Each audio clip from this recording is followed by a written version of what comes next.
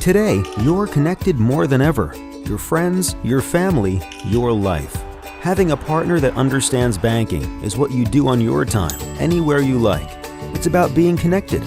Renaissance Bank, understanding you.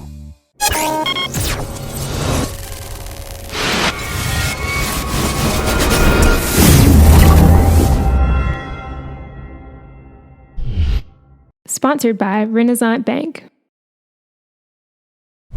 Good morning, Northeast Mississippi. This is Newsbreak for Friday, September 16th. I'm Brad Locke. Welcome in. Thanks for joining us. Going to go over some news and sports headlines, and also we're going to check the weather here to start things off. Your weather underground forecast for today. It's going to be hot again, a high of 95. Low of 71, clear skies, but we do have a slight chance, a 10% chance of rain. Looking at the 3-day forecast for Saturday, thunderstorms are possible, high of 92, low of 71, 40% chance of rain. Sunday, again, thunderstorms possible, high of 90, low of 70, 40% chance of rain. And then on Monday, we've got clear skies again, a high of 92, low of 68, and a 10% chance of rain. Okay, let's take a look now at some of the top headlines from your Daily Journal and djournal.com. Well, there's been a lot of talk about building a new jail facility in Itawamba County, and doing so would likely mean a tax increase. County officials hope taxpayers would support a new jail, although there are currently no concrete plans for one. Right now, any estimates for the cost of designing and building a new county jail are based on pure speculation. Itawamba County officials have looked at facilities in neighboring counties to get an idea of how much one might cost to construct. During last week's regular meeting of the county's Board of Supervisors, county leaders said they believe building a new jail will carry a price tag of several $1 million, which would likely mean mandating a new millage increase of about 6 or 7 mills.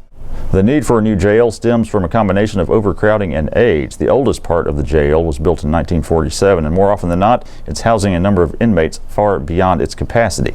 In order to accommodate the overflow, an average of 12 Itawamba County prisoners are being held at Tishomingo County Jail at a cost of $25 per day.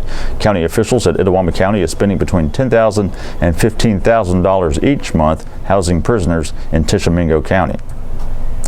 Well, with this hot weather hanging around, it's a good time to jump in the pool, and that's what some Lee County students are doing, and they're learning some things in the process. The Little Ripples program, which originally served only the Tupelo School District students, has expanded to include the Lee County School District this year.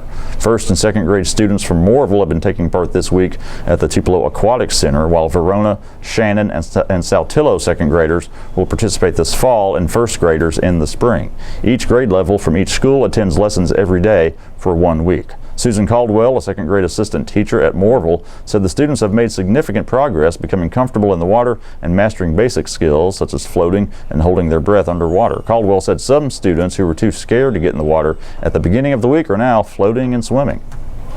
The Mississippi Board of Education is approving the scoring levels for the A to F grades it will give to schools and districts. The board voted on Thursday to approve the system, clearing the way to release the letter grades on October 20th. Those grades are based on state tests students took last school year, as well as other factors. Last month, the board had discussed a plan that would assign A grades to the top 10% of schools and districts. That led to an outcry from critics who said the board was artificially limiting the number of schools who could earn that grade. The department received 139 public comments about that plan, and all of them were negative. State officials say that was a misunderstanding and that they will instead award A's to as many schools and districts as reach particular scoring levels in the state's rating system.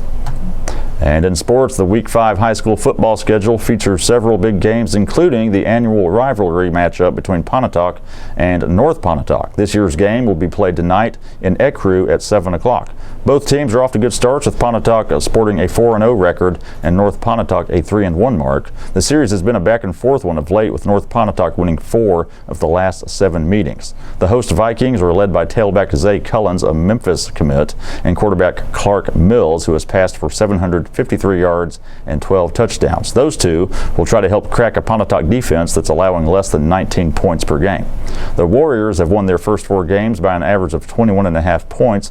They're led by quarterback Jacob Carter, who's passed for 980 yards and 7 touchdowns. Look for full prep coverage in Saturday's Journal and at djournal.com. I want to remind y'all of a couple of multimedia things we have here at the Daily Journal, a couple of podcasts. We've got the Memo, of course, all things Northeast Mississippi with myself and W. Derek Russell every Monday, Wednesday, and Thursday. So the latest episode dropped yesterday afternoon. You can find it in iTunes, your podcast apps, or at memo.djournal.com. And with a couple of big SEC games coming up this weekend, you want to be sure to check out Double Coverage, Ole Miss and Mississippi State Sports Talk with Parrish Halford and Logan Lowry. Had a new episode drop Thursday afternoon. Check that out in iTunes, your podcast apps, or at doublecoverage.djournal.com. And all the stories I talked about here today you can find in your daily journal or at djournal.com. Follow us on Twitter at djournalnow, and give our Facebook page a like as well. So that's it for Newsbreak today. I'm Brad Locke. Hope everyone has a great weekend. See you back here next week.